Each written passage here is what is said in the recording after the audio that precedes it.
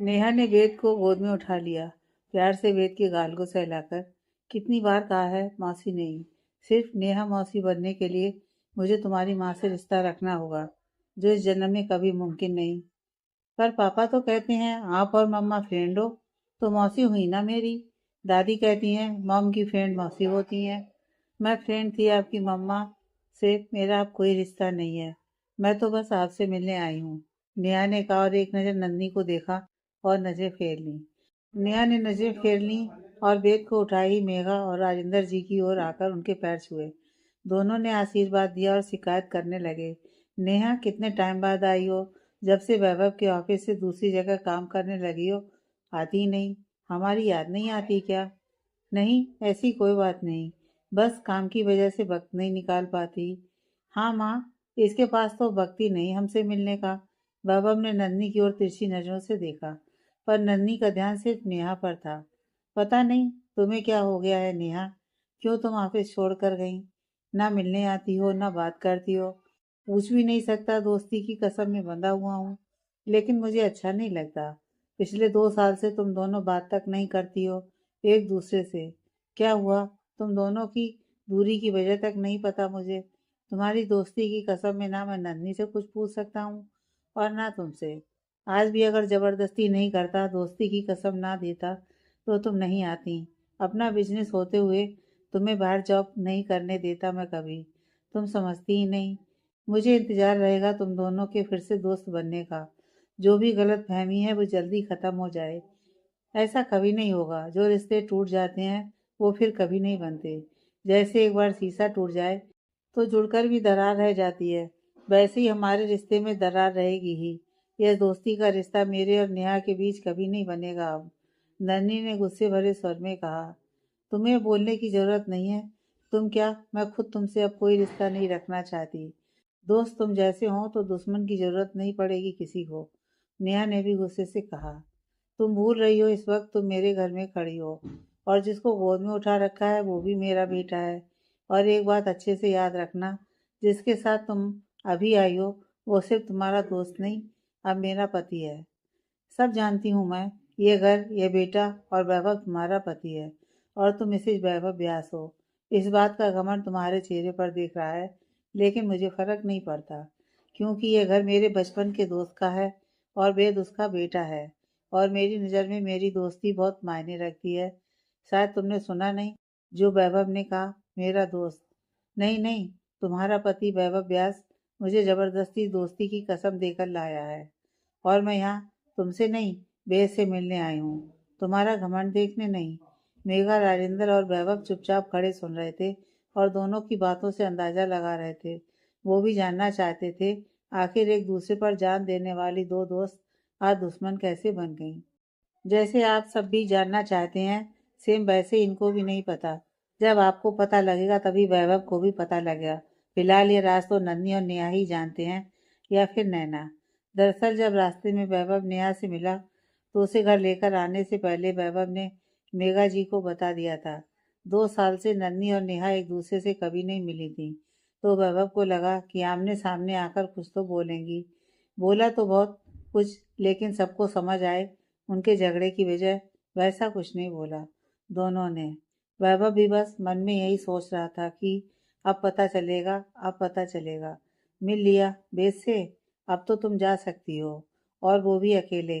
तुम्हारे दोस्त नहीं जाएंगे तुम्हें छोड़ने। नन्ही ने टेढ़ी नजर वैभव पर डाली तो वैभव झेंप गया। बस करो तुम दोनों, 2 साल बाद मिल रही हो और इतनी करवाहट के साथ। वेद पर क्या असर होगा इन सब बातों का? राजेंद्र जी ने कहा तो सबका ध्यान वेद पर गया। वेद खुद में ही सिमटा हुआ मेघा के पीछे छुपकर खड़ा था।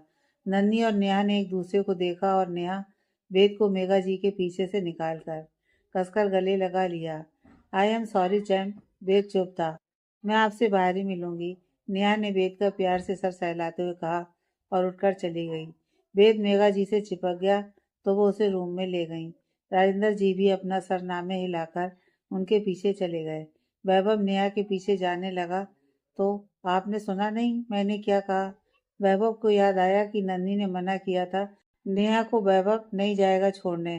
तो वैभव ने होठ दांतों में दबा लिया और एक हाथ से कान पकड़कर धीरे से सॉरी बोला। चुपचाप रूम की तरफ बढ़ गया। नन्ही कुछ देर दरवाजे की ओर देखती रही। उसकी आंखों से आंसू निकल आए, लेकिन नन्ही वो आंसू पोंछ वैभव के पीछे चली गई। वैभव रूम में पहुंच गए। मर गए वैभव, कहीं नन्ही को पता तो नहीं चल गया, वरना वो अभी इतने गुस्से में नहीं देखती। आज तो आंखों से अंगार बरस रहे थे, पर जिस काम का प्लान बनाया वो हुआ नहीं। बड़ी मुश्किल से नेहा मानी थी घर आने को, और उन दोनों की बातों से लड़ाई का रीजन पता नहीं चला, और दोनों की बहस की वजह से रिश्ते में दरार और बढ़ गई। क्या बड़बड़ा रहे हैं अकेले अकेले? वैभव ने चौंक कर पीछे देखा तो नन्ही को देख वो मन में, कहीं नन्ही ने सुना तो नहीं होगा। हे भगवान, बचा लो जालिम पत्नी से, मैंने कुछ नहीं सुना। लेकिन आप कब तक छुपा सकती हैं, ये मैं बता सकती हूँ। हे, क्या छुपाया मैंने? कुछ भी तो नहीं, वैभव अटक अटक कर बोल रहा था, जिससे नन्ही के चेहरे पर हल्की सी मुस्कान बिखर गई। वही जिस बात की वजह से वैभव व्यास जो निडर बेधड़क कुछ भी बोल देते हैं, उनको आज उनकी दोस्त नहीं पत्नी के आगे हकलाकर बोलना पड़ रहा है। नहीं, मैं नहीं हकला रहा। मैं जानती हूँ आज जो भी हुआ आपका प्लान था। वैभव ने हैरानी से नन्ही की ओर देखा, फिर नजरें नीचे कर लीं। तुम्हें कैसे पता? मैंने माँ को बात करते हुए सुन लिया था। जब आपने कॉल किया माँ को, तब मैं बेद को दूध देने गई थी, लेकिन माँ की आवाज़ सुन मैं रुक गई। और जब मॉम डैड होल्ड फ्री होकर आपका प्लान समझ रहे थे, तब मैंने सुन लिया। नन्ही वो, नहीं वैभव, आपका कोई कसूर नहीं है।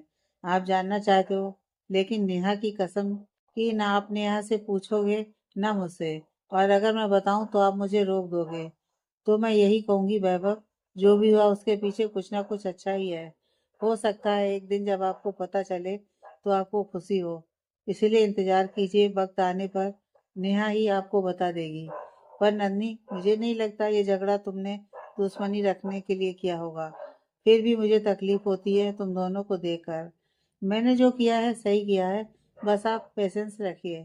वैभव ने नन्ही को फिर सॉरी कहा और हाँ में सिर हिलाकर बाथरूम में चला गया। नन्ही कबर्ड में से कुछ ढूंढ रही थी। वैभव फ्रेश होकर आया तो उसकी नजर नन्ही की कमर पर जा टिकी। नन्ही अपना काम कर रही थी, वैभव उसके पीछे खड़ा था। नन्ही कपड़े लेकर पलट ही रही थी कि वैभव से टकराने की वजह से दोनों गिर गए। नन्ही के हाथ में पकड़े हुए कपड़े वैभव के मुंह पर थे, और नन्ही का हाथ वैभव के सीने पर। वैभव ने दोनों हाथों से नन्ही की कमर को पकड़ रखा था। नन्ही ने एक हाथ से वैभव के मुंह पर पड़े कपड़े हटाए। दोनों की नजरें आपस में टकरा गईं। दोनों एक दूसरे की आंखों में देख रहे थे। नन्ही को अपने इतने करीब देख वैभव के दिल में तूफान उठ गया। नन्ही वैभव की आंखों में खोई सी बस एकटक वैभव को देख रही थी। वैभव ने पलटकर नन्ही को पलटकर नीचे किया और खुद उसके ऊपर आ गया। नन्ही अभी भी वैभव के चेहरे में खोई सी उसे ही देख रही थी।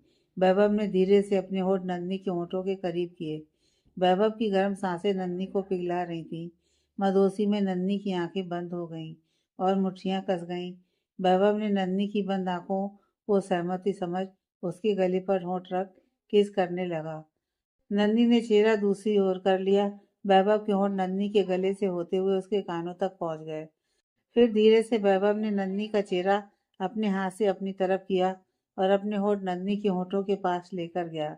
नन्ही ने कसकर अपनी आंखें बंद कर रखी थीं। वैभव नन्ही के ऊपर से हटा और नन्ही को उठाकर बेड पर ले आया और अपनी टी शर्ट उतारकर एक साइड रखी। नन्ही अभी भी आंखें बंद किए थी। वैभव के हाथ नन्ही के पेट पर हरकत कर रहे थे। नन्ही बस चुपचाप लेटी वैभव के स्पर्श को महसूस कर रही थी। वैभव ने नन्ही के ऊपर झुककर उसके पेट पर अपने होंठ चलाने लगा। नन्ही कांप रही थी।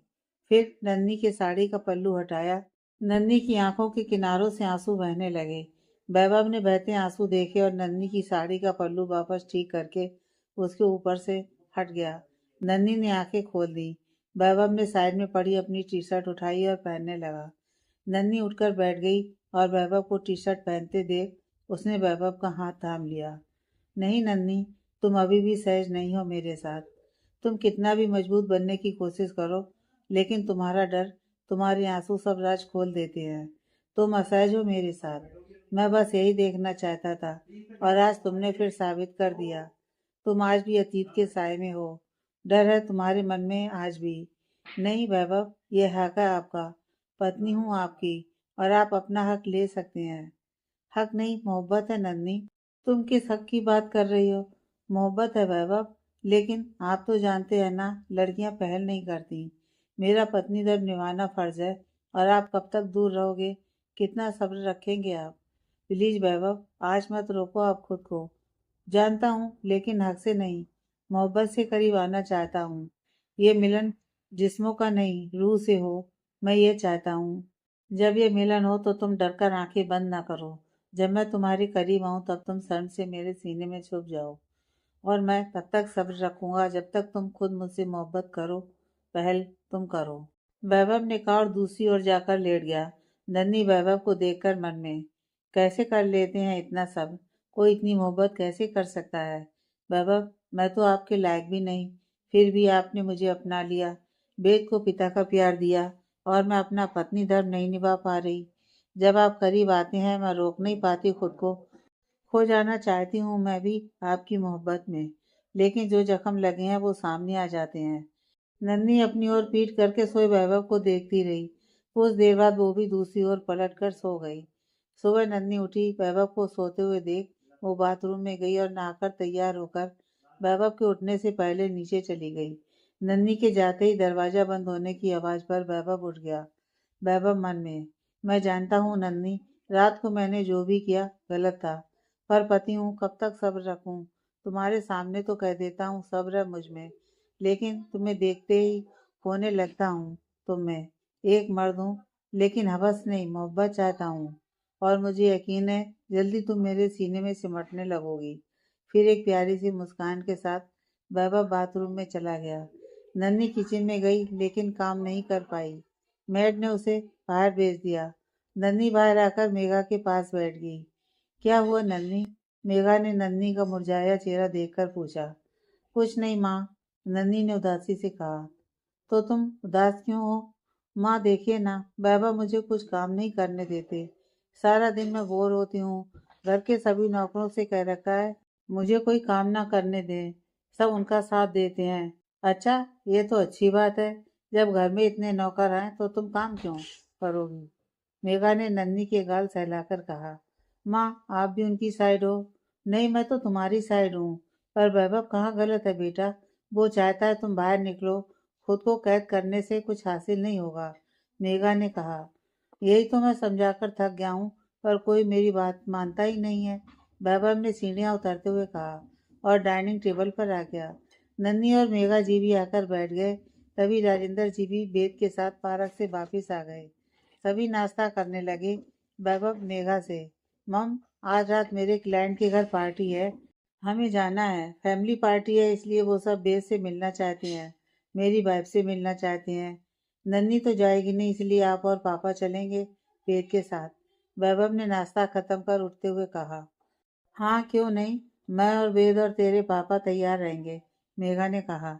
वैभव ऑफिस की फाइल ली और निकलने लगा, तो नन्ही की आवाज पर उसके कदम थम गए। मैं भी चलूंगी आपके साथ रात को पार्टी में, नन्ही ने कहा, तो वैभव को लगा वो कोई सपना देख रहा है। मेघा जी और राजेंद्र जी ने भी हैरानी से नन्ही को देखा।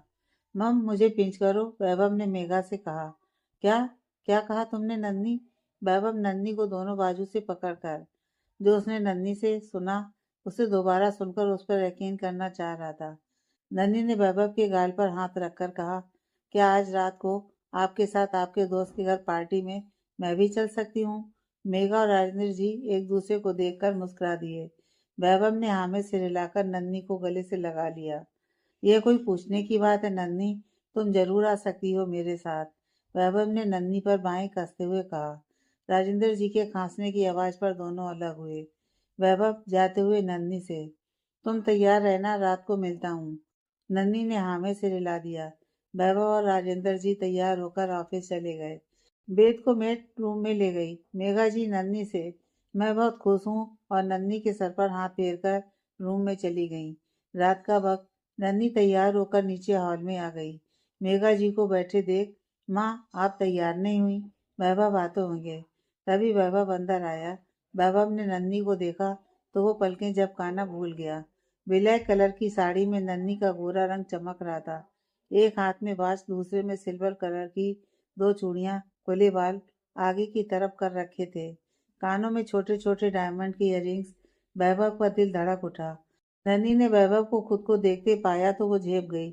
मेघा जी वैभव से, बस कर, नजर लगाएगा क्या? वैभव ने मेघा जी की तरफ देखा और हंस दिया। मम, आप रेडी नहीं हुई? पापा और बेद कहाँ है? बेद सो गया और तेरे पापा जरा थक गए हैं और मेरे सर में दर्द है। तुम दोनों जाओ। मेघा जी ने वैभव को देखकर एक आंख दबा दी। वैभव समझ गया कि मम नन्ही और उसे अकेले भेजना चाहती हैं। वैभव भी दिल से यही चाहता था, इसलिए वो भी ऊपर से तैयार होकर आया और नन्ही को लेकर बाहर आ गया। गाड़ी का डोर खोलकर उसने नन्ही को बैठाया और खुद ड्राइविंग सीट पर बैठ गया। नन्ही सामने देख रही थी और वैभव नन्ही को। कुछ देर बाद नन्ही ने कहा, चले वैभव। वैभव ने खुद को संभाला और नन्ही को देखकर, बहुत सुंदर लग रही हो आज। थैंक यू, नन्ही ने मुस्कुराहट के साथ कहा और सामने देखने लगी। वैभव गाड़ी चला रहा था, बीच बीच में नन्ही को निहार रहा था। नन्ही हल्की सी मुस्कुराहट के साथ बाहर देख रही थी। थैंक यू, वैभव ने कहा। किस लिए? नन्ही ने वैभव को देखकर कहा। मेरे साथ आने के लिए, मेरी बात मानने के लिए, वैभव ने ड्राइविंग करते हुए कहा। हाँ, मैं बोर नहीं हो सकती ना, इसलिए। कोई काम तो करने नहीं देते। वैभव हल्के से हंस पड़ा। सॉरी वैभव, बहुत परेशान करती हूँ ना आपको। मैं भी दुनिया का सामना करना चाहती हूँ, पर हिम्मत नहीं होती। लेकिन आज हिम्मत करके आई हूँ। आप मेरे साथ रहना। मैं तो हमेशा से तुम्हारे साथ हूँ। नन्ही ने वैभव की बाह पर सर रख दिया। वैभव मुस्कुराकर ड्राइविंग कर रहा था। कुछ देर बाद दोनों की गाड़ी पार्टी हॉल के बाहर रुकी। दोनों गाड़ी से बाहर आए तो नन्ही ने वैभव का हाथ कसकर थाम लिया। नन्ही 4 साल बाद घर से बाहर निकली थी। वैभव ने नन्ही का डर समझते हुए कहा, वो मर गया है नन्ही, वो वापस नहीं आ सकता। तुम जीना नहीं छोड़ सकती, मैं हूं ना, चलो। वैभव ने नन्ही की बाह पर हाथ रखा और दोनों अंदर पार्टी में आ गए। हाल बहुत ही सुंदर सजा था। रंग बिरंगी लाइट, फूल सब जगह से महक आ रही थी। पार्टी में बहुत सारे लोग होने की वजह से नन्ही अपने पांव पीछे लेने लगी। वैभव ने कसकर नन्ही को थाम लिया और आंखों के इशारे से कहा, मैं हूं ना। नन्ही ने भी पलक झपकाकर सहमति जताई और वैभव नन्ही को लेकर आ गया। वैभव का दोस्त उन्हें देखकर उनके पास आया। नन्ही भी उससे मिली और वो दोनों को पार्टी एंजॉय करने को बोलकर बाकी गेस्ट को अटेंड करने चला गया। म्यूजिक चल रहा था। वैभव ने डांस करने के लिए नन्ही की ओर हाथ बढ़ाया तो नन्ही ने अपना हाथ उसके हाथ में दे दिया। वैभव ने नन्ही का हाथ अपने कंधे पर रखा और अपना एक हाथ नन्ही की कमर पर रख दिया। दोनों एक दूसरे की आंखों में देख डांस करने लगे। थोड़ी देर बाद जब म्यूजिक बंद हुआ तो दोनों ड्रिंक कॉर्नर में आ गए। दोनों ने सॉफ्ट ड्रिंक ली और पीने लगे। तुम्हें अच्छा तो लग रहा है ना? वैभव ने नन्ही से पूछा। जी, अच्छा लग रहा है, नन्ही ने मुस्कुराहट से कहा और ड्रिंक पीने लगी। तभी किसी का धक्का लगने से उसकी ड्रिंक साड़ी पर गिर गई। ओह सॉरी कहकर वो शख्स जिसे नन्ही को धक्का लगा था वो चला गया। नन्ही और वैभव ज्यादा लाइट की वजह से उसका चेहरा देख नहीं पाए। चलो नन्ही, मैं तुम्हें बाथरूम ले चलता हूँ, तुम साड़ी साफ कर लेना, वैभव ने कहा। जी, नन्ही ने कहा। तभी वैभव का दोस्त किसी को लेकर वैभव से मिलने आया। वैभव उनसे बात करने लगा तो नन्ही ने कहा, आप बात करो, मैं खुद चली जाती हूँ।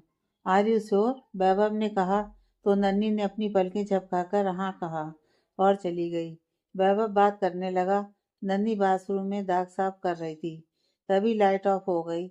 लाइट ऑफ होने की वजह से नन्ही चिल्लाती, तभी किसी ने उसका मुंह दबा दिया। नन्ही की आवाज गले में ही रह गई और उसके कानों में किसी के जोर जोर से सांसें लेने की आवाज आने लगी। वो शख्स नन्ही की पीठ अपने सीने से लगाए खड़ा था। क्या हुआ, डर गई? आवाज सुनकर नन्ही कांप उठी। मुझे नहीं लगता कि तुम भूल गई होगी मुझे। मेरी आवाज याद है ना तुम्हें? मेरा छूना, मेरा स्पर्श तो याद होगा। नन्ही का मुंह बंद था लेकिन आंखें बह गई थी। कब तक बंद रखती तुम खुद को? आखिर एक ना एक दिन तो तुम्हें बाहर तो आना ही था। इतना डर है मेरा? पति हूँ तुम्हारा, वापिस आ गया। देखो मौत भी दूर नहीं कर पाई मुझे तुमसे। आखिर बचपन की मोहब्बत जो थी दिल से, तुम भूल गई पर मैं नहीं भूला। आ गया हूँ तुम्हें लेने, तुम्हें और मेरे बच्चे को। आ गया है ऋषभ राय अपनी पत्नी के लिए। डर डर कर जीना होगा अब तुम्हें। नहीं छोड़ूंगा मैं उस वैभव को जिसे तुमने अपना पति बना लिया। मेरी पत्नी हो तुम, मेरे बच्चे की माँ हो तुम। उसकी बातें सुन नन्ही बेहोश हो गई थी। काफी देर तक नन्ही वापस नहीं आई तो वैभव नन्ही को ढूंढते हुए बाथरूम की ओर चला आया। कुछ लड़कियों की भीड़ देखकर वैभव बीच में आया तो नन्ही को बेहोश देख उसकी आंखें हैरत से फैल गईं। वैभव ने नन्ही को गोद में उठाया और हॉल के बाहर लाकर गाड़ी में बैक सीट पर लिटाया और घर ले आया। वैभव नन्ही को अंदर लेकर आया और रूम में लेकर जाने लगा। मेघा ने नन्ही को इस हालत में देखा तो वैभव से सवाल किया, क्या हुआ नन्ही को? यह बेहोश कैसे हो गई? वैभव उनको आंखों से इशारा किया और दोनों सीढ़ियों से होते हुए रूम में पहुंचे। वैभव ने नन्ही को बेड पर लिटा दिया और फिर मेघा जी से, मम आप परेशान मत हो। नन्ही बाथरूम में गई थी, पता नहीं कैसे बेहोश हो गई। जब काफी देर तक नहीं आई तो मैं ढूंढने गया तो वो मुझे वहां बेहोशी की हालत में मिली। नन्ही को बेड पर सुलाकर वो डॉक्टर को फोन करने लगा। मेघा जी नन्ही के पास बैठ गई और उसका सर सहलाने लगी। वैभव ने डॉक्टर को आने को कहा और नन्ही का चेहरा देखने लगा। सब मेरी गलती है मम, मैं ही नन्ही को फोर्स करता रहा मेरे साथ बाहर जाने के लिए। मुझे उसे अकेले नहीं जाने देना चाहिए था और आज देखो मेरी वजह से फिर से नन्ही डर गई किसी बात से। दोनों नन्ही के पास बैठे थे। डॉक्टर आए, नन्ही का चेकअप किया और इंजेक्शन देकर चले गए। राजेंद्र जी भी आ गए थे। तभी नन्ही होश में आने लगी तो वैभव ने उसका हाथ थाम लिया। नन्ही ने वैभव को देखा और उसके सीने से लग गई। वैभव के साथ साथ मेघा और राजेंद्र जी भी हैरान थे, पर नन्ही की आंखें बंद थीं। वो किसी डरे हुए मासूम बच्चे की तरह वैभव से चिपक गई थी। राजेंद्र जी और मेघा बेद को लेकर बाहर चले गए। वैभव ने नन्ही के सर पर प्यार से सहलाया और नन्ही को खुद से अलग कर उसके आंसू साफ किए। क्या हुआ नन्ही? वैभव ने पूछा। वो वो जिंदा है वैभव। कौन? कौन जिंदा है? ऋषभ? ये क्या कह रही हो तुम? पागल हो तुम। मैंने आज वहां पार्टी में देखा। देखा नहीं, सुना उसकी आवाज। हाँ, वो उसकी आवाज थी। उसने कहा वो वापिस आ गया है, वो मुझे ले जाएगा। वो वेद को भी ले जाएगा वैभव। नन्ही ने कसकर वैभव की बाहों में खुद को छुपा लिया था। तुम पागल हो गई हो नन्ही। कैसी भय किसी बातें कर रही हो। मैं जानता हूँ तुम नहीं जाना चाहती कहीं। मैं तुम्हें लेकर गया, आगे से कभी नहीं लेकर जाऊंगा। पर जो तुम बोल रही हो वो नहीं हो सकता। तुम्हें गलत फहमी हुई है, वो नहीं आ सकता। वैभव ने नन्ही को उससे दूर कर उसकी आंखों में देखकर कहा, नहीं वैभव, आपकी कसम, मेरा वहम नहीं था। वो जिंदा है, वो मुझे ले जाएगा। मैं नहीं जाऊंगी, मुझे नहीं जाना। वो मेरे साथ फिर से। नहीं नहीं, मुझे बचा लो वैभव। वो फिर से मेरे साथ वही सब करेगा। बहुत बहुत दर्द होता है वैभव। मैं मर जाऊंगी वैभव, मुझे बचा लो। नन्ही जमीन पर बैठकर सर घुटनों में छुपाकर रोने लगी। वैभव उसे सीने से लगाकर, नहीं नन्ही, वो कुछ नहीं कर सकता। तुम मेरी हो, मेरी पत्नी। मैं किसी को तुम्हें दर्द नहीं देने दूंगा। मेरे होते हुए तुम्हें कोई तकलीफ, कोई दर्द छू भी नहीं सकता। वो मर चुका है नन्ही, हमारी आंखों के सामने मर चुका है वो। मैं हूं ना, कुछ नहीं होगा। वैभव ने नन्ही को सीने से लगाए रखा। नन्ही नींद के आगोश में थी।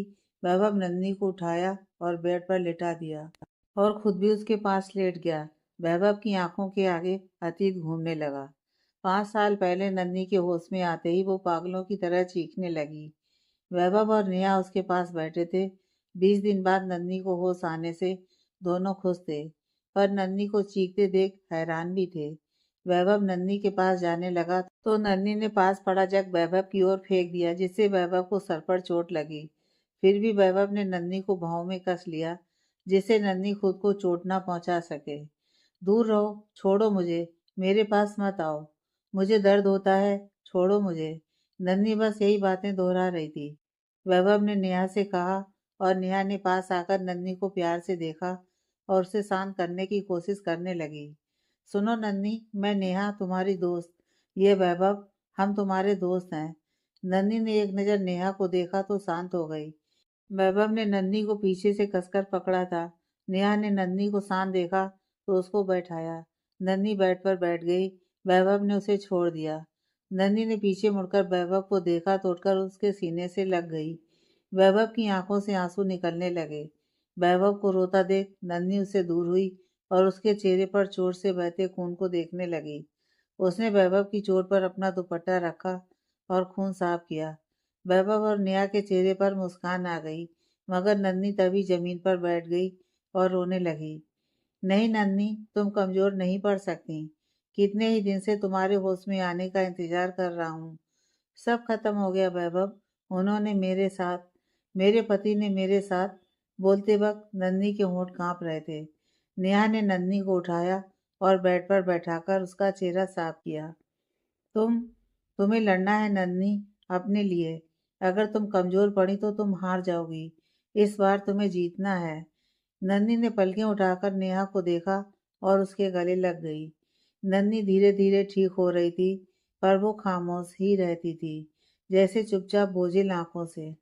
नेहा और वैभव हर पल उसके साथ रहते, नन्ही को नॉर्मल करने की कोशिश करते, पर नन्ही अपने साथ हुए हादसे को भूल नहीं पा रही थी।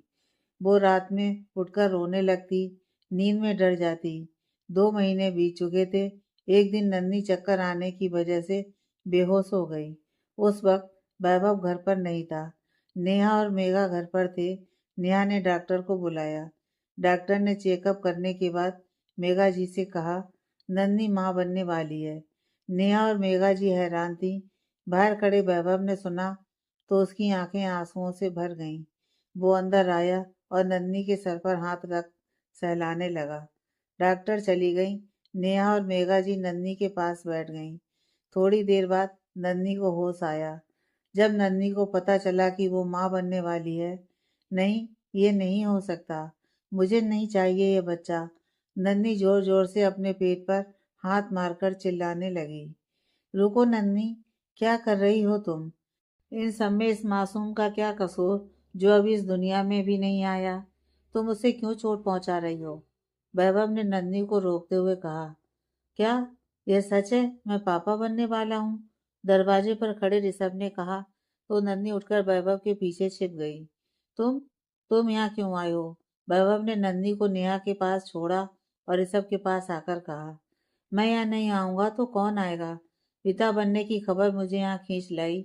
डॉक्टर आई थी तुम्हारे घर में।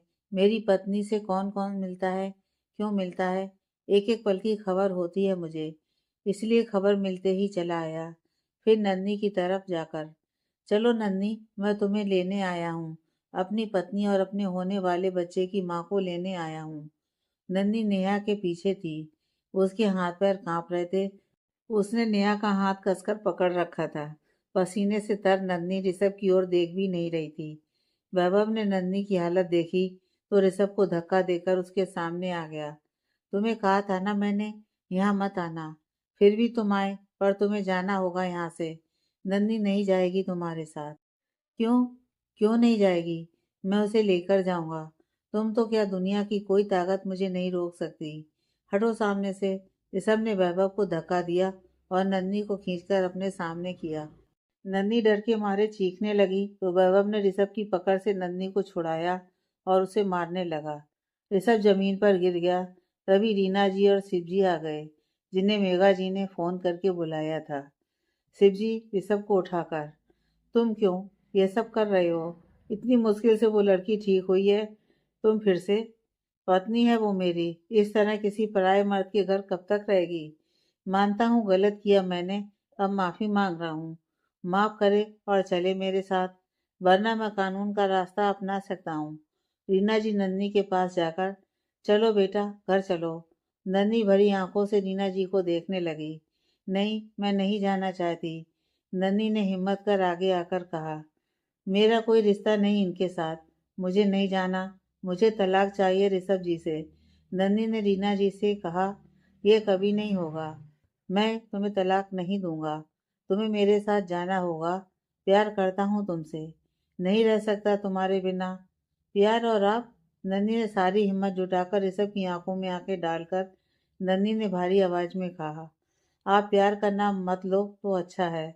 इससे अच्छा तो आप नफरत ही करते तो मुझे कोई गम नहीं होता।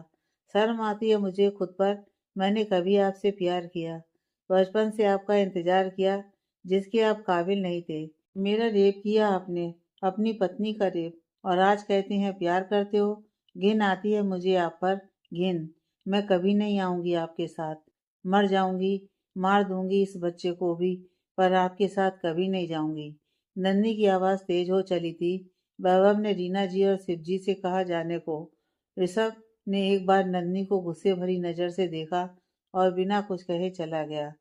शिव और रीना जी भी चले गए। नन्ही नेहा के साथ बैठी रो रही थी। दूसरी ओर ऋषभ एक सुनसान जगह पर शराब की बोतल लिए कार की बोनट पर बैठा था। उसके आसपास खाली बोतलें पड़ी थीं। नहीं नन्ही, मैं तुम्हें ऐसे नहीं जाने दूंगा। मेरा हक है तुम पर। शादी की है तुमसे और अब तो तुम मेरे बच्चे की माँ भी बनने वाली हो। मैं तुम्हें मेरे बच्चे को मुझसे दूर नहीं करने दूंगा। नहीं, ऋषभ ने चीख कर कहा। राधिका बेटा, यहाँ अकेली क्यों खड़ी हो? चलो रात बहुत हो गई है, सो जाओ। मिस्टर साय ने कहा। जी पापा, बस जा ही रही हूँ, राधिका ने कहा और खिड़की बंद कर दी। तुम्हें तो खुश होना चाहिए, कल सारी जायदाद तुम्हारे नाम हो जाएगी और हम कल तुम्हें तलाक भी दे देगा। फिर तुम आजाद हो। यही तो चाहती थी तुम। फिर भी तुम खुश नहीं हो। मुझे तो लगा था आज तुम अपने फ्रेंड्स के साथ पार्टी करोगी। पापा आप, हाँ, कोई कसर नहीं छोड़ी तुमने अहम को दर्द देने में। 2 महीने से तुम यहाँ हो, एक बार भी तुमने कोशिश नहीं की माफी मांगने की। वो तो सिर्फ तुमसे प्यार करता था और तुम एक ऐसे इंसान के लिए इस हद तक गई जिसे पति की मर्यादा भी नहीं मालूम। और हम जिसने तुम्हारे अलावा कभी कुछ ना चाहा, उसे हमेशा तुमसे नफरत मिली। वो चाहता तो सब अपने नाम करा लेता, 1 रुपया भी तुम्हें ना देता, लेकिन उसने वही किया जो तूने कहा। और देखो कल वो सब कुछ छोड़कर जा रहा है यहाँ से दूर। अब तो तुम खुश हो। पापा, मैं नहीं जानती क्या गलत क्या सही। मुझे जो चाहिए था मिल रहा है, मैं खुश हूँ। लग तो नहीं रही। राधिका हैरानी से सहाय जी को देखने लगी। आराम से दिल से सोचो, तुम्हें सच में क्या चाहिए, खुद ब खुद जवाब मिल जाएगा, सहाय जी ने कहा और चले गए। राधिका गहरी सोच में डूब गई।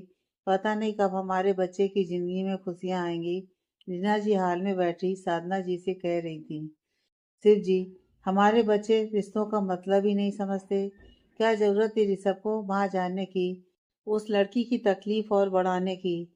जितना गलत किया है उसने, उसकी माफी उसे नन्ही से कभी नहीं मिलेगी। मैं भी चाहता हूँ नन्ही वापिस आ जाए, लेकिन तब जब ऋषभ को अपने किए का पछतावा हो।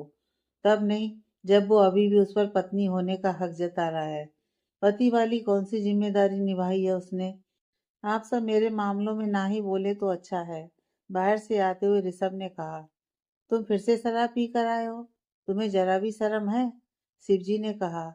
नहीं है शर्म। आप क्यों गए थे वहां? मैं खुद लेकर आऊंगा उसे। आप में से किसी को कोई जरूरत नहीं है वहां जाने की। कोसता हूँ मैं उस दिन को जब मैंने तुम जैसे हैवान की शादी उस मासूम लड़की से करवा दी थी। ऋषभ नशे में झूलता हुआ उनके पास आकर। अब तो करवा दी ना, अब मैं उसे अपने पास जरूर लेकर आऊंगा, इसके लिए मुझे कुछ भी करना पड़े, ऋषभ ने कहा और रूम में चला गया। साधना, रीना जी और शिवजी परेशानी से बैठ गए। अहम रूम में बैठा राधिका की तस्वीर हाथ में लिए निहार रहा था। क्या कभी तुमने मुझसे प्यार नहीं किया? मैं ही पागल था जो हर पल यही सोचता रहा, एक दिन तुम्हें भी मुझसे प्यार हो जाएगा। पर तुम हमेशा भाई को चाहती रही। उनके लिए तुम किस हद तक गई, फिर भी मैं तुम्हें चाहता हूँ। पता है मुझे, कल हम हमेशा के लिए अलग हो जाएंगे। दूर जाकर भी कभी मेरी चाहत कम नहीं होगी। अहम ने तस्वीर को चूम लिया। परम जी, आप बात करो ना अहम भाई से, साधना ने परम को कोट पहनाते हुए कहा। मैं क्या कहूँ, कोई बात सुनने को तैयार ही नहीं। सब अपनी जिद पर अड़े हैं। ऋषभ भाई ने इतना गलत किया और अब फिर से नन्ही को परेशान कर रहे हैं। वो नहीं आना चाहती फिर भी। परम जी, कोई भी लड़की ये सहन नहीं कर सकती कि उसका पति उसकी इज्जत को रौंद दे। इस बात में नन्ही के साथ हूँ मैं। उसे ऋषभ भाई से दूर ही रहना चाहिए। पर अहम और राधिका, उनको क्या हो गया? राधिका ने भी गलती की है, पर राधिका को पछतावा है इस बात का। और अहम भाई को राधिका से अलग नहीं होना चाहिए। तो क्या करे अहम, जब राधिका इस रिश्ते को अभी नहीं अपनाना चाहती, तो कब तक कोशिश करे? सिर्फ अहम ही करता रहे। इस तरह उनका रिश्ता कभी पूर्ण नहीं हो सकता। उन्हें अलग हो जाना चाहिए, परम ने कहा। परम जी, साधना ने उसकी आंखों में देखते हुए कहा। हाँ साधना, उन सबको रिश्तों को समझने की समझ नहीं है। हमें उन्हें उनके हाल पर छोड़ देना चाहिए। मेरे या तुम्हारे समझाने से वो नहीं समझेंगे। नन्ही ऋषभ अहम राधिका को एक जबरदस्ती के रिश्ते में बांध दिया गया था, इसलिए ये मोड़ आया उनकी जिंदगी में। अब अपने फैसले उन्हें खुद लेने देने चाहिए।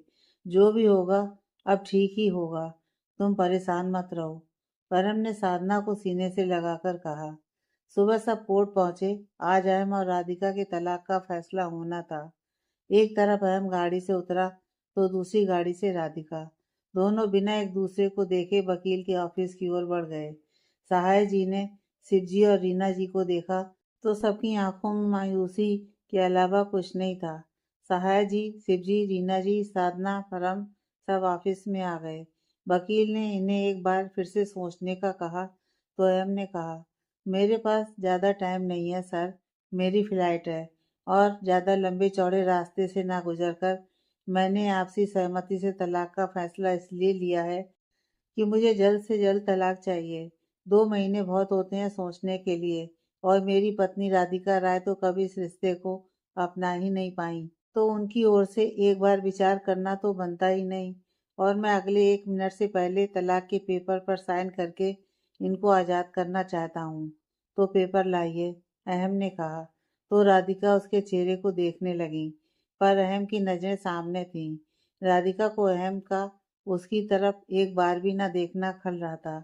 आज से पहले उसने अहम की आंखों में अपने लिए सिर्फ मोहब्बत देखी थी, और आज उसी अहम की आंखें बिना किसी भाव के थीं।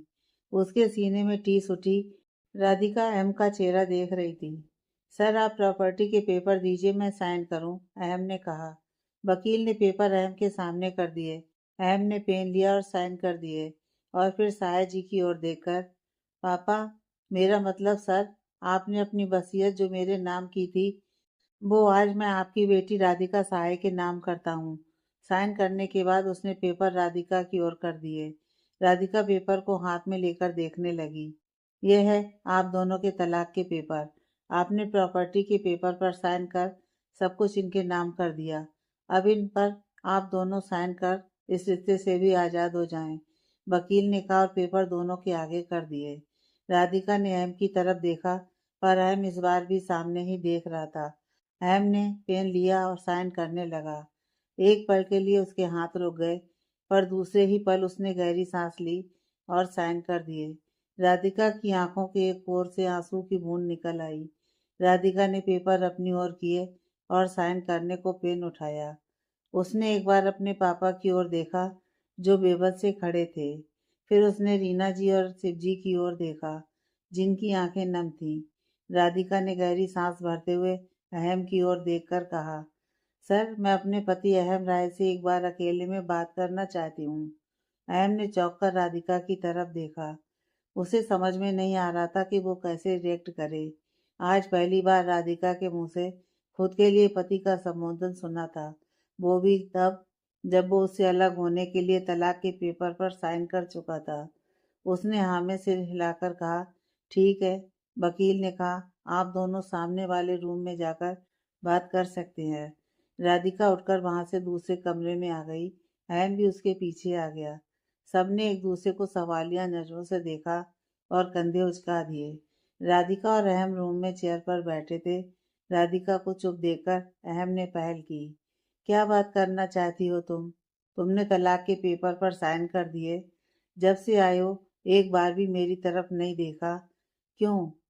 इन सब बातों का मतलब? तुमसे पूछ रही हूँ मैं। तुम यही तो चाहती थी, मुझसे दूर होना। तो आज अगर मैंने पहल कर दी, तुम्हें तो खुश होना चाहिए। तुम जो चाहती थी वही हो रहा है। तुम सारी जायदाद की मालकिन हो और अपने तरीके से अपनी जिंदगी जी सकती हो। मेरा तुम्हें देखना ना देखना कब मायने रखने लगा तुम्हारे लिए? हाँ, चाहती थी मैं तुमसे अलग होना। नहीं रहना चाहती थी तुम्हारे साथ। मेरी मर्जी के बिना शादी हुई थी हमारी।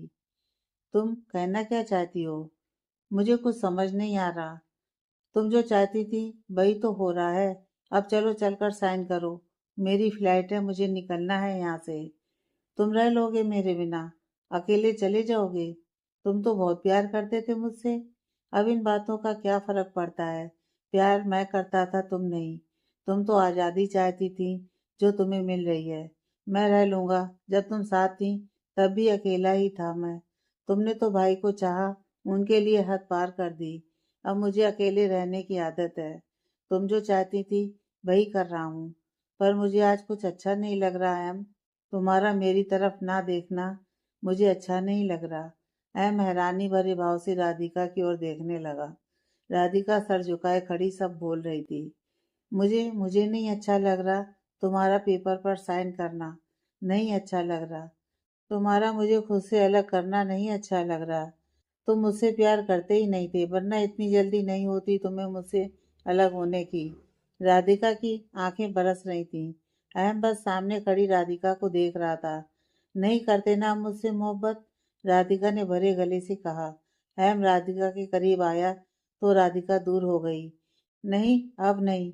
साइन करने से पहले एक बार भी नहीं सोचा कि क्या मैं रह पाऊंगी? तुम चले जाओगे मुझसे दूर। लंदन जाने का फैसला कर लिया। ये भी ना याद रहा मेरे पापा ने मेरी जिम्मेदारी सौंपी थी तुम्हें। मैं नादान हूँ, अब तक नहीं समझी तुम्हारी मोहब्बत को। पर इसका मतलब यह नहीं कि तुम मुझे खुद से दूर कर दो। 2 महीने से इंतजार कर रही थी तुम्हारा। तुमने क्या किया? वकील भेज दिया घर पर। सारी जायदाद मेरे नाम कर दी। तुम्हें पता है मैं जिद्दी हूँ। तुम मना लेते, मुझे एक थप्पड़ लगाते, अपनी बाहों में भर लेते, एक बार हक तो जताते। पर नहीं, तुम्हें तो मुझसे भी ज्यादा जल्दी है मुझे छोड़ने की। राधिका रोते हुए बोल रही थी। अहम फिर से उसके करीब गया तो राधिका ने अपने हाथ उसके सीने पर रख उसे धकेल दिया। नहीं, जाओ। तुमने साइन कर दिए ना, अलग कर दिया ना मुझे। अब पास मत आओ। नहीं हो तुम मेरे पति, दूर रहो मुझसे। पर तुमने तो साइन नहीं किए ना अभी। तुम तो मेरी पत्नी हो ना अभी भी। अहम फिर से उसके पास आया। नहीं, मैं भी जाकर अभी साइन कर देती हूँ। तुम्हें भी आजाद कर देती हूँ। नहीं रहूंगी फिर मैं भी तुम्हारी पत्नी। राधिका अहम को साइड कर बाहर जाने लगी तो अहम ने उसकी बांह पकड़कर रोक लिया और कहा, प्यार करती हो पर प्यार का इजहार भी करना नहीं आता? हाँ, नहीं करना आता। क्योंकि आदत नहीं, हमेशा तुम ही करते आए हो इजहार, और आगे भी तुमसे ही चाहती हूँ। मैं सिर्फ मोहब्बत कर सकती हूँ, इजहार नहीं।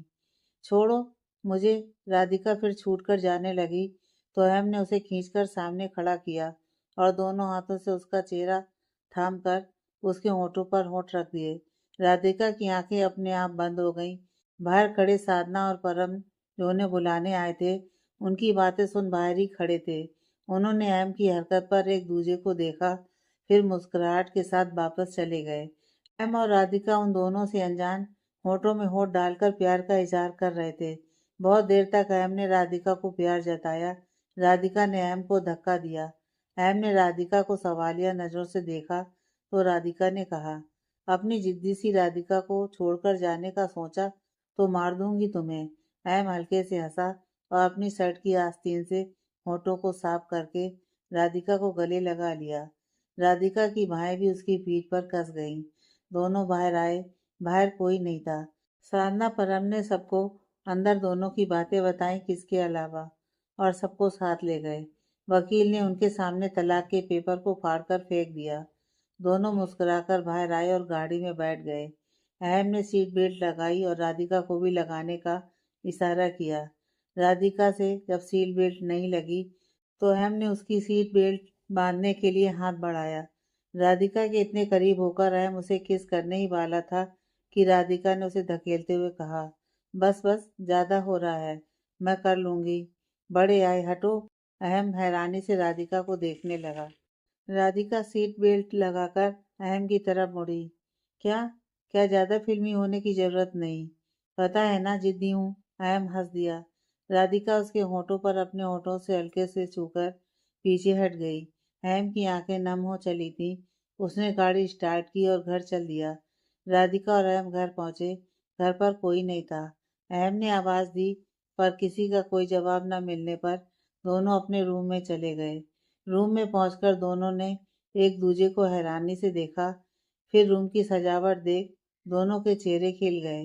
अहम ने दरवाजा बंद किया और राधिका को पीछे से जकड़ उसके कंधे पर चेहरा टिका दिया।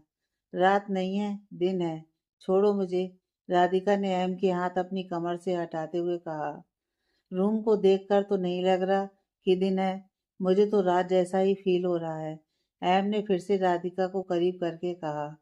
हटो अहम, कोई आ जाएगा। तुम लड़कियां भी ना, जब पता है दरवाजा बंद है अंदर से, फिर कैसे कोई आ जाएगा? अहम ने राधिका को अपनी ओर घुमाकर कहा। राधिका की नजरें झुक गईं। मुझे नहीं पता था कि तुम शर्मा भी सकती हो। राधिका के होठों पर मुस्कुराहट आ गई। उसने अहम की शर्ट पकड़कर अपना चेहरा अहम के सीने में छुपा लिया। अहम ने उसे बाहों में उठाया और पलंग पर ले गया। राधिका की आंखें बंद थीं। अहम ने उसके ऊपर झुककर राधिका के होठों को अपने होठों की गिरफ्त में ले लिया। दोनों एक दूसरे में खोकर अपनी मोहब्बत को मुकम्मल कर रहे थे। नन्ही दरवाजा खोलो, वैभव बाहर से चिल्ला रहा था। नेहा और मेघा जी उसकी आवाज सुनी तो वो भी ऊपर आ गईं। मेघा जी वैभव से, क्या हुआ? नन्ही ने दरवाजा क्यों बंद कर रखा है? पता नहीं माँ, आप कहो ना उसे दरवाजा खोले। नेहा पीछे से आवाज देते हुए, दरवाजा खोलो नन्ही, बात करो हमसे। पर नन्ही ने दरवाजा नहीं खोला तो नेहा और वैभव ने मेघा जी को पीछे होने को कहा और दरवाजे को धक्का लगाने लगे। दरवाजे का लॉक टूटकर खुल गया। अंदर देखा तो नन्ही को देख सबकी आंखें हैरानी से बड़ी हो गईं। अंदर नन्ही खून से लथपथ जमीन पर पड़ी थी।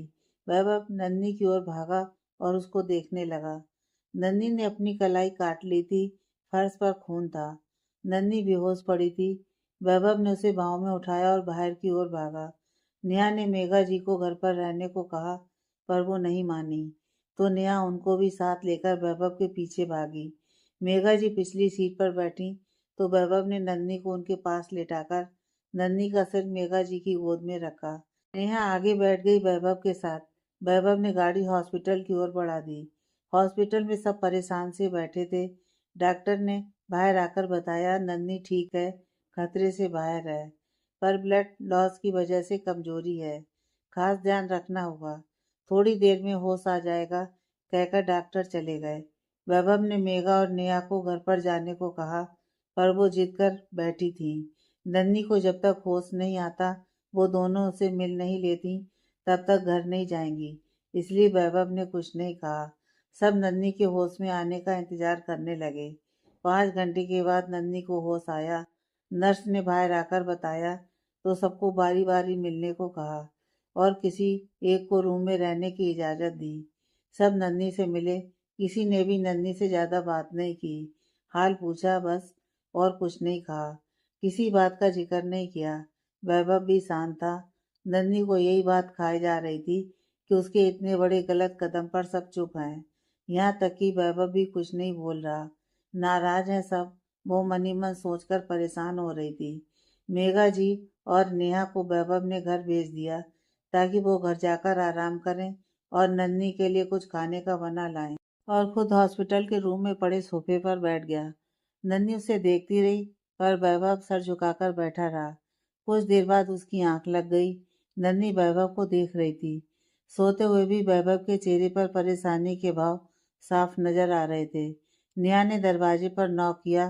किसी की आवाज न आने पर उसने दरवाजा खोला तो वैभव को सोफे पर सोते देख वो नन्ही की ओर आई।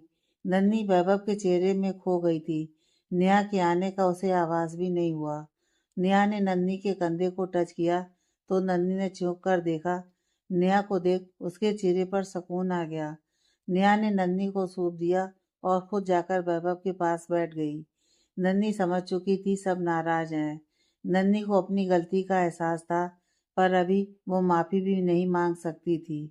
ऊपर से उसे भूख का एहसास भी हो रहा था, तो उसने सूप पीने के लिए चम्मच उठाया तो उसके हाथ से चम्मच नीचे गिर गया। आवाज से वैभव की नींद खुल गई। वो उठा और नन्ही को सूप पिलाने लगा। तभी वैभव को राजेंद्र जी का कॉल आया। उन्हें नन्ही के बारे में पता लगा मेघा से, तो वो परेशान हो उठे। शहर से बाहर होने की वजह से वो आ नहीं सकते थे, इसलिए मेघा से पता चलते ही उन्होंने फ़ोन किया। वैभव साइड में जाकर उनको बताने लगा। नन्ही ने मासूमियत के साथ नेहा को देखा तो नेहा आकर उसे सूप पिलाने लगी। वैभव राजेंद्र जी से बात करने के बाद उनके पास आकर रुक गया। सूप खत्म होते ही नेहा उठने लगी तो नन्ही ने उसका हाथ पकड़ लिया। जैसे ही नेहा ने मुड़कर देखा तो नन्ही को दोनों कान पकड़े हुए पाया। नेहा वापस जाने लगी तो नन्ही की आवाज से रुक गई। माफ नहीं करोगी मुझे, अपनी बहन को? नेहा पलट कर, क्यों क्यों करूं माफ? किस बात के लिए? प्लीज नेहा। नहीं नन्ही, तुम्हें अपनी जान की परवाह नहीं, पर हमें है उस बच्चे की परवाह जो तुम्हारी कोख में है। तुम अपनी नहीं उसकी जान लेने चली थी, जिसका कोई कसूर नहीं। वैभव, तुम भी नहीं करोगे माफ? मैं कौन होता हूँ तुम्हें माफ करने वाला? तुम अपनी जिंदगी के फैसले ले सकती हो, पर कम से कम उस जान का तो सोचो जिसने अभी दुनिया में कदम भी नहीं रखा। किसी के गुनाह की सजा तुम उसे नहीं दे सकती। मैं नहीं देना चाहती सजा, पर इस बच्चे की वजह से वो मुझे ले जाएंगे और मैं उनके साथ नहीं जाना चाहती, इसलिए मैं बहुत डर गई थी। मुझे कुछ समझ नहीं आया। नन्ही ने रोते हुए कहा। तो उसकी सजा तुम इस नन्ही सी जान को दे दोगी? नेहा ने चिल्लाकर कहा। नहीं नेहा, मुझे समझ आ गया है कि मेरे बच्चे की कोई गलती नहीं। इसमें मैं उसे सजा नहीं दूंगी। मैं इसे जन्म दूंगी और इस सब से बहुत दूर ले जाऊंगी। चली जाऊंगी कहीं दूर। नन्ही ने रोते हुए कहा। हाँ नन्ही, हम दूर चले जाएंगे, बहुत दूर। तुम, मैं और हमारा ये बच्चा। तुम्हारी बहन, तुम्हारी दोस्त नेहा है ना तेरे साथ? बस तू कभी अपनी जान लेने की मत सोचना।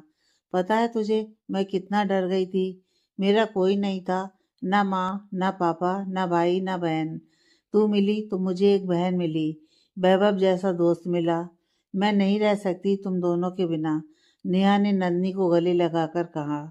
हाँ, और मैं भी नहीं रह सकता तुम दोनों के बिना, वैभव ने भी उन्हें हक करके कहा। तीनों दोस्त एक दूजे के गले लगकर रो रहे थे। तुम दोनों ने मुझे माफ कर दिया ना?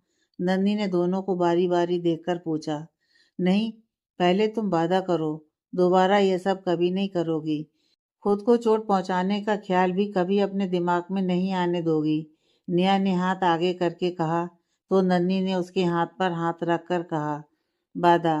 वैभव ने भी उनकी हथेलियों पर अपना हाथ रख दिया। आगे की कहानी नेक्स्ट पार्ट में।